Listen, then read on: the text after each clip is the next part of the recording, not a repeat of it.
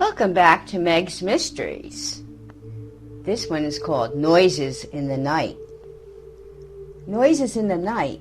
Some noises come as silent whispers in the night. They magically appear, and imagine then a story comes to life. A memory comes in my dreams that may thrill or give you a fright. Do my ghostly friends help me with more mysteries to delight and bring more stories to life? If so, thank you for all your inspiration, my nightly visitors. Keep the stories coming. Noises in the night. She looks out her window into the night. A cold rain pours down, and the winds are howling like wounded animals. These are the noises of the night. This is what kept her company all those years ago, when she was all alone, locked away from the world. Now, once again, she is alone in the cabin, her new sanctuary, her own space, but this time it is by her own doing. For the first time in years, she is alone with only her thoughts and her memories. That is what Anna wanted, a place to be alone, to finally get work done on her own story. So she rented a cabin far away from all. A cabin in the woods, far from the big noisy city. Now she could put down all the memories from her lost years. This book is going to be a bestseller, her agent told her, so she must get to work. She'll stay locked away from all distractions and tell her story only she can, the true story. The story was all over the TV news, and her face was on every milk carton. The story of a kidnapped young 10-year-old girl from a normal family in a normal town. No one knew what happened and why she was taken. Her parents never gave up, even when the case went cold. One detective stayed in touch with the family for years, but she was never found. She was the only one to close the case and tell about her kidnapper and where she was held for all those years. A brave 15-year-old made her escape through a harsh, treacherous condition to freedom. The person who took her right from her own school was her own teacher, Mrs. Caldwell, a lonely old maid who just went crazy. Anna writes, "She was always so nice, and then one day she asked for help to get some boxes to her car. So we did, and then she said, 'Let's have a nice cup of tea and cookies to thank you for helping me.' So we did. Then I woke up hours later. She must have drugged the tea. I found myself tied in a small room with only a small window for light.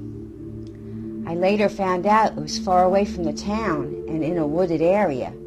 No houses around that I could see from the window. Only trees and a lake, nothing else around. She told me, 'No one will ever find you. You are now my family.' I was kept for 5 years until I managed to escape on my own." Then Anna puts the pen down to rest her eyes. The noises of the night were loud and clear. The cabin windows and the creaking from the wind outside against the door. There's a dripping of water from the faucet. All the night noises brought back all the memories. She makes a pot of black coffee and begins again. It's all so fresh in her mind, even after all these years. She's now 25, and she's a well-known author, but this book somehow is taking longer to put down on paper.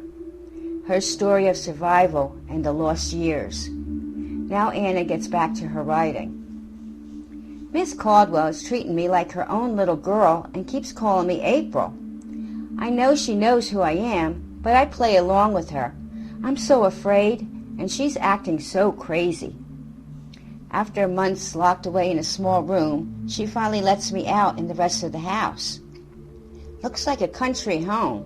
She said, 'There's nowhere for you to run,' and I tell her, 'I'll stay.' I want to gain her trust. Only when she leaves me, she locks me back in the room again. One day I found pictures of a little girl in a desk in my room. She looks just like me. Small blue eyes, blonde curly hair. Printed on the back was 1960 and the name April. What is that? That's what she calls me, April. But who is she? Maybe her sister? I know Miss Caldwell had no children and she was just an old maid. Maybe I can ask her if she's in a good mood when she comes back. I never know who will come through the door, a nice or crazy lady. I'm locked away for 2 nights with sandwiches and water in a hamper in my room, and it's attached to the bathroom. I'm used to it. She locks me away when she goes back to the city. She still teaches there. I've tried to escape many times, but everything's locked and nailed shut. So I bide my time until I can run. So far I had no chance, but I will not give up. Then she comes back all smiles and sweets and let me out. Seems like the time to ask her about the picture of the girl and try to see if I can escape. She's very talkative and say, "Why, it's you, silly, my own baby girl." So once again I play along. That day goes by and she makes a nice dinner and sings as she cooks. Now it's bedtime and she leaves my door unlocked. I guess she's starting to trust me, or maybe she drugged my dinner again, like she did so many times before. She says, "Good night, sweetheart." And yes, I was drugged. I had no chance to escape. This goes on for 5 years, the same thing. When she goes back to her city life, she locks me up again. The first time she came back and even bragged about helping the search of a lost girl that was in her classroom. "But no one will ever find her," she said, and then she laughs. I know then that she was crazy. Then she smiles and said, "You'll always be with me, right, April? My April?" I just smile back and agree, and that's how I survived all those years. But now I'm older, and I never had a chance till this year. I never forgot who I really was, Anna, not April.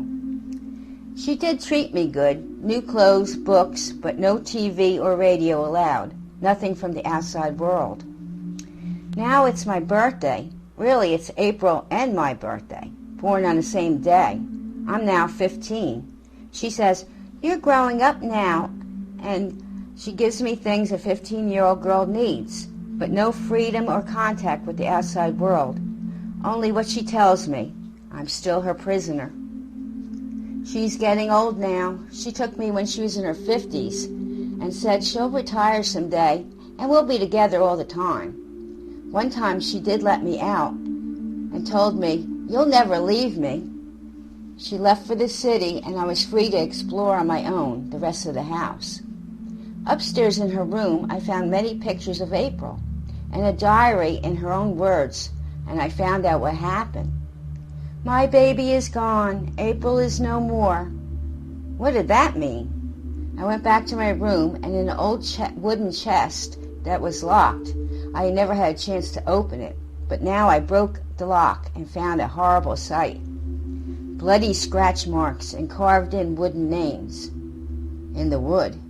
My name is Helen, 1960. Suzanne, 1963.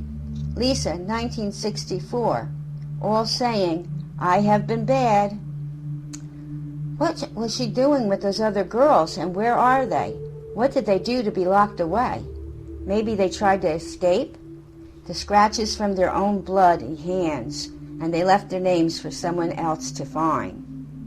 I was taken in 1970. So she was doing this for years.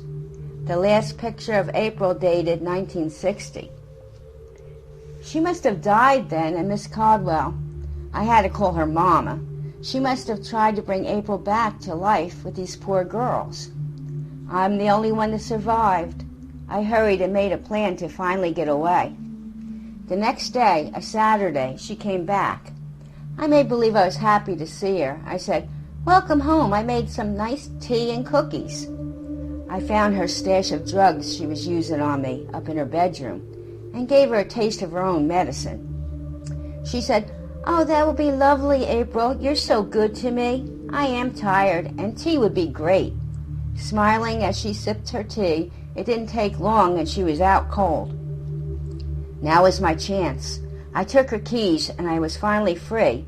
But where was I? All country and woods around us. The car was right there for the taking, but I didn't know how to drive. So I just ran and ran until I found the road, and then I kept running.